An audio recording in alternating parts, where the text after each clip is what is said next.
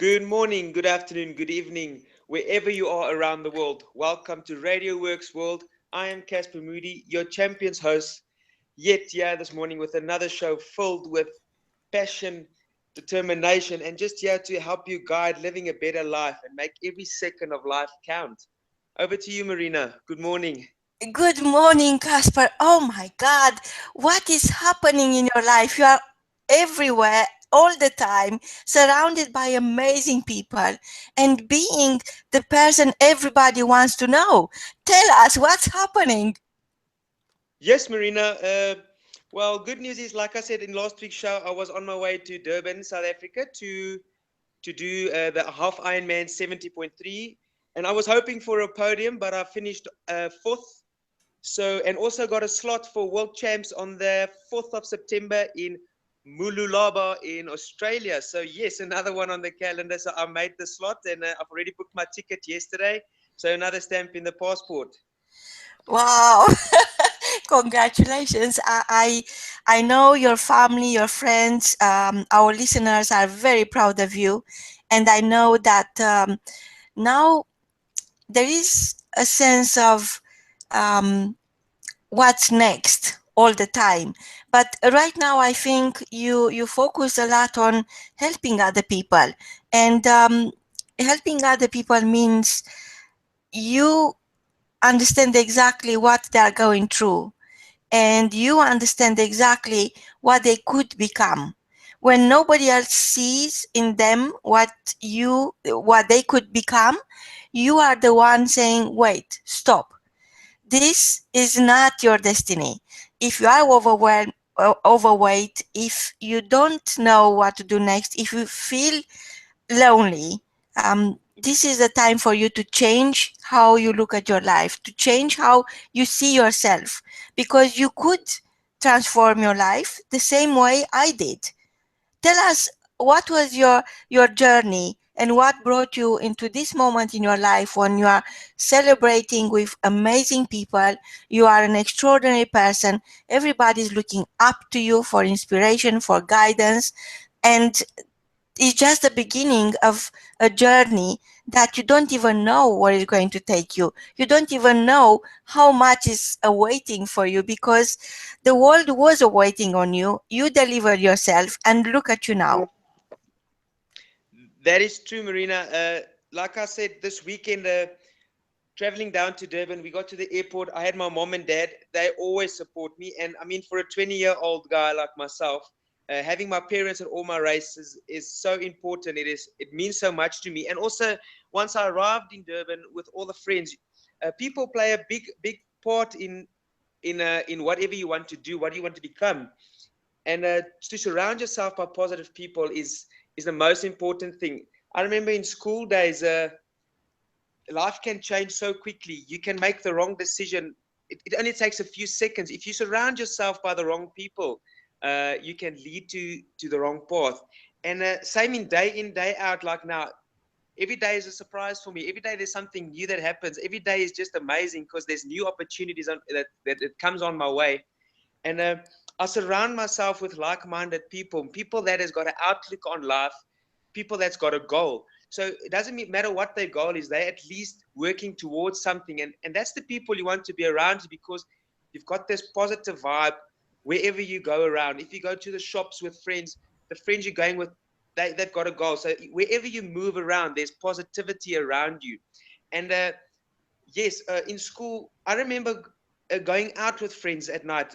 Uh, I mean, alcohol, drugs, smoking, that is so, nowadays, is so easily to available around each and every corner, each shopping mall, wherever you go, there is available. And I've come across the opportunities that was handed to me, that was right in front of me. The only thing I had to do was take, not even pay or ask. Uh, but somehow I didn't even know what I want to become one day, or that I'm going to be this triathlete and be here to help others.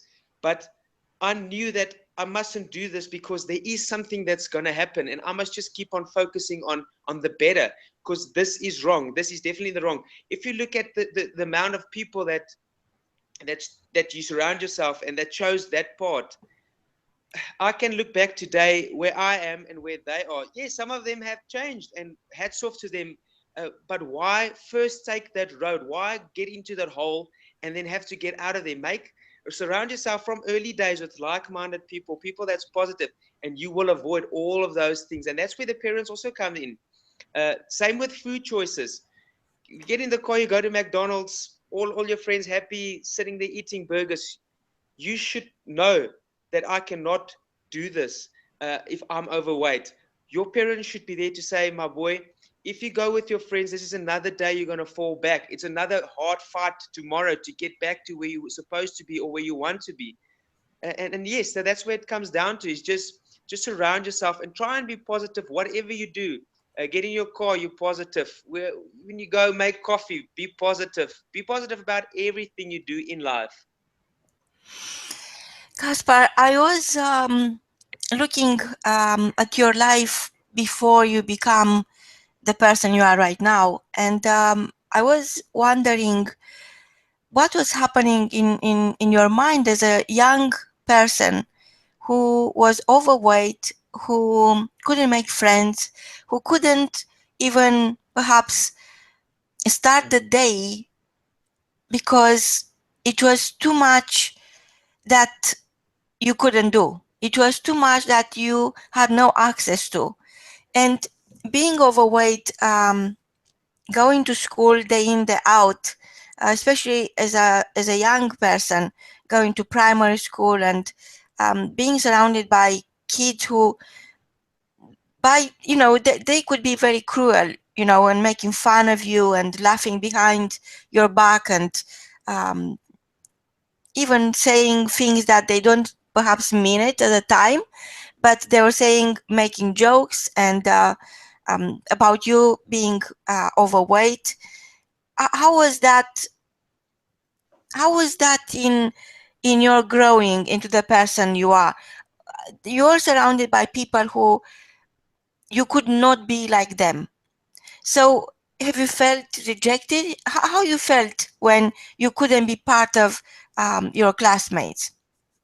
Yes, Marina, it was a daily struggle for me. I can remember, it's so amazing doing the show the last few weeks. It's like I'm reliving my childhood from primary school, high school, and I can see the stuff that went wrong and what I could have changed. But yeah, unfortunately, I can't do anything to it now. But yeah, coming back to that, every morning I remember headaches. Headaches was a big part of being overweight because of the amount of food you eat, the wrong stuff you eat. Your body was so fighting against it to try and survive. And I remember I could work out on a Monday that, okay, Monday I don't have a headache, so Tuesday I'll have one, Wednesday I won't have one, Thursday I'll have one. So you knew already what's coming in that week. So waking up already, that was the first struggle I went through. Struggle number two was getting to the bathroom, get ready for school, putting on the clothes. Yes, my school clothes was different to the other school clothes because I couldn't buy normal school clothes. I had to get bigger sizes, so it was different colors. And then on the way to school again, drop me off. I had that path that I walked. You get out of the car, put your backpack on your back, and you walk into school, just looking down, walking past all the kids until you get to your little group of friends where you feel safe. And I remember as soon as I get to my friends, then I'll start eating something, even if it's a sweet at 7 o'clock, 7:30 in the morning, even if it's just a little chocolate. I'm already comfortable because I'm with my friends, I'm with them every day. So, and I'm eating my chocolate. So this is where I feel like I belong. And that's primary school. And that carried on in primary school because what else do? You want to be part of your friends, you want to be part of something, so you do whatever makes you feel comfortable. And that moved on to high school. So high school is different. Then you're starting to grow up, you're starting to think about different things. Same thing, wake up in the morning, have the headaches, get dressed, go to school, ask your parents, whoever drops you off, please on the corner so that I can walk this far. I don't want to see everybody get me getting out in front of the school. And yo, straight to the friends, small group of friends, we sit and we talk, and this is where I felt I belong. And then the opportunities came along where most of my friends smoked, and they were talking about where we're partying this weekend, and that's where I wanted to be involved with. I wanted to say, yo, we must go to this club and this weekend, this, because then I feel like I belong. And that's where you start making the wrong decision. So it starts from primary school. You don't do something about it at primary school, it's going to fall over to high school, and it's just going to get worse. There's going to be bigger things coming over your way, from chocolates to sugary drinks, things in primary school, to cigarettes, drugs, nightclubs, and all of those things. And before you know it, you're skipping a day of school. You guys are sitting in a park somewhere. Those things that'll come across your path if you don't make that choice and start living healthy from a young age, to say no. You've got the right to say no, and you also have the right to say yes. But say yes to opportunities. Say yes to the right thing. Say yes to help others. And life will just be simple. Life will be so much easier, and you will make so much more friends, right friends, good friends, friends that will stand by you. Up until today, I had 20 friends or 30 friends in school, but I can at least just say on my one hand, or maybe two hands, I can count how many still standing by my side. And you can see from them, they've also chose the right path, and they're also positive people and have done something with their lives. So coming back to those days, and I like the way you mentioned learning to say no, learning to say no to your cravings, learning to say no to perhaps the wrong environment and the wrong type of people you choose to be with. So it's always about making the right choice. But surely, being so young, it's never easy to see the difference between wrong and right. And could you remember a time when you said no because you decided to say yes to yourself? A time when you said no to something that wasn't serving your life, your purpose, your happiness, your being, and you said that way. When you said no, you actually said yes to yourself for the very first time. I remember it very well, Marina. I was 17 years old, grade 11, that's standard 9. And I knew that I'm coming towards the end of my school journey. School is almost finished for me, and I'm going to be going into this world as an adult. And at the moment, I was a nothing. I was wondering, what am I going to do when I leave school? I'm going to work for my dad. Is it going to be wake up in the morning, go to work? Or even if it's not for my dad, I'm going to have to go to work 7 o'clock in the morning, get home at 5 in the afternoon, wake up the next day, and it's going to be day in, day out, the same thing. And I wanted to do something more. I wanted to get out there, to be known, to I don't want to say famous, but I wanted to be known for someone that was nothing and then became something. And that's when I made the change. It came down to my matric year, where everybody went on the school holiday and I went to a hospital, and I used my whole matric year to lose the weight. And as soon as I started losing the weight and started feeling better, opportunities just came up left, right, and center. And that's the opportunities I took. And up until today, the opportunities carries on. And yes, so I remember from the age of 17, that's when I decided that today is the day. I have to make a change. I can't follow the path I'm going on now, and I can't fall back into another diet program, onto another weight loss program, another training program. I have to do this by myself, because I've tried all of that. I have to do this now, and just work forward and don't look back. And yeah, I am today 28 years old, and yeah, it's worked for me. So as a result of you learning to say no to what wasn't serving your life and saying yes to yourself and making the changes you always been dreaming, even they looked and seems to be out of reach at the time, what happened next? Yeah. What are the type of people coming into your life? Because you mentioned everything changed, opportunities start coming from everywhere, and you yourself, you become the opportunity. So what type of people start coming into your life? What changed when you changed? What changed when you decided to say no to Yes. whatever it wasn't working for you, and you decided to say yes to yourself, to your dream, to what you really wanted to become in this lifetime? Yes, Marina, being overweight, to the goal I wanted to achieve was to not be overweight and to be active. And to be active, you have to be part of sport or around people that's involved in sport. And that's when I made that change. I started surrounding myself with friends at school. They were cyclists. I had a few runners. I've always had friends that were athletic. They were sprinters. So I tried to be more around them to get that positive vibe from them. And as soon as I started making the change to say no to the wrong things, to the sugary things, to being lazy, to eating all the time, to eat to feel better, to comfort myself, to go sit at home in front of the TV, to grab food and watch TV, I started saying yes to them to be active. As soon as I started seeing results, I also started running a little bit, and then the more you run, the more you train, the more weight I lost, the better I became, and the more opportunities came up. I started entering a little events here and a little events there, and competing an event is amazing. There's no better feeling than when you cross a finish line and you know you've worked for this. Even if it's a 2 kilometer fun walk, you've worked for it, you've finished it. And the more I entered events and the more I finished, the better I felt, and the more friends I made by doing all these events. And before I knew it, I was doing cycle races up to 110 kilometers with my mates, and then you feel like there's no end to this. You can just carry on and carry on. Another good example is those that's got me on Facebook. I've shared a thing from this past weekend. They had a 70.3 Ironman somewhere in Europe.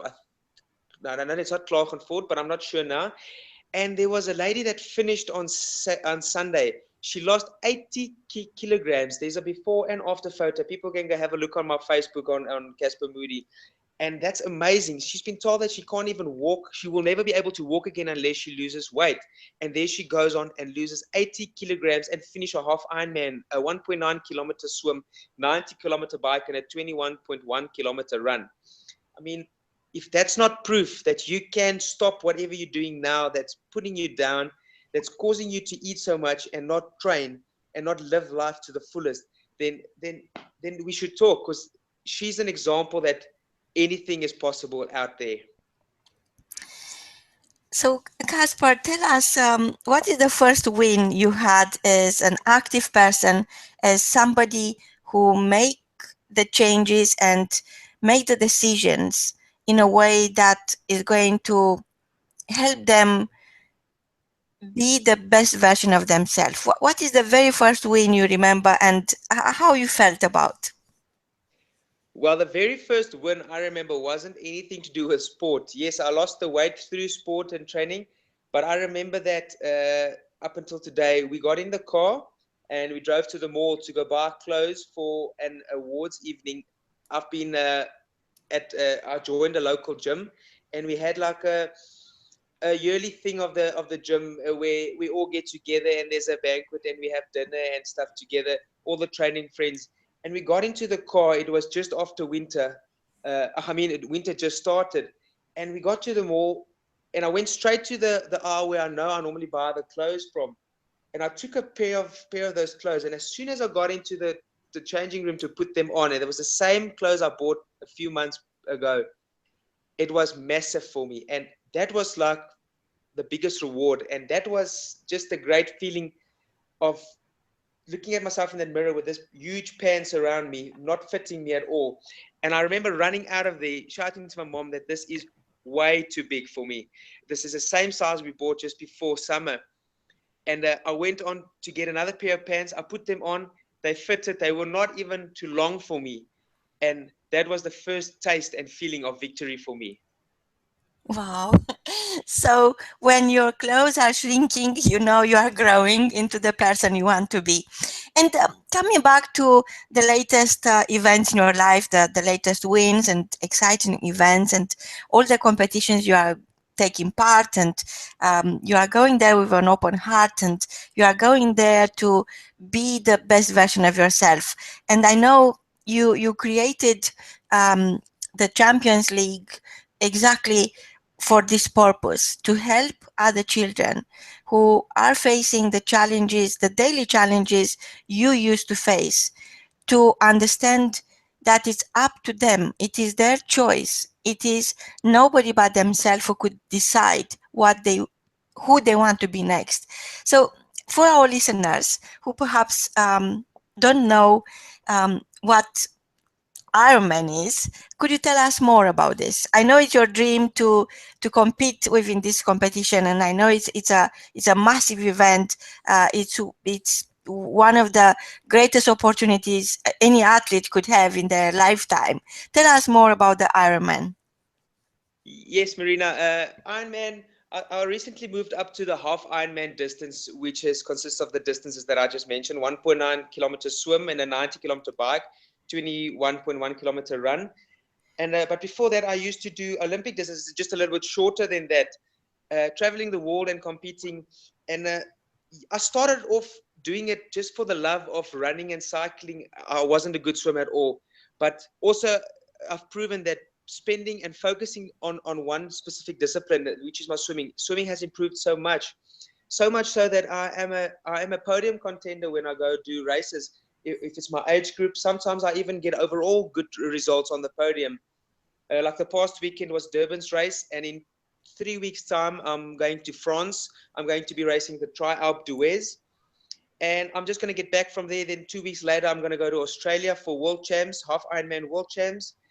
And as soon as I get back from Australia, I'm going to be going to London for the W.O.R.K.S Awards. And as soon as I get back from there, 2 weeks later, I'll be off to Thailand to do another half Ironman in Phuket.